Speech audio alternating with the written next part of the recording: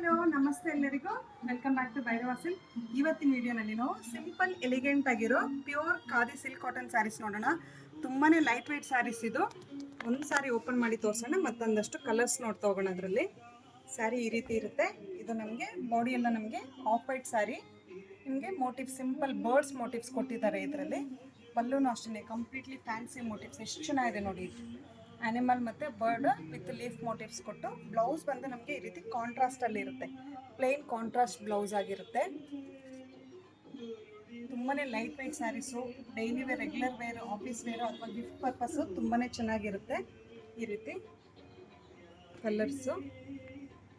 ಇದು ನಮಗೆ dark maroon blouse.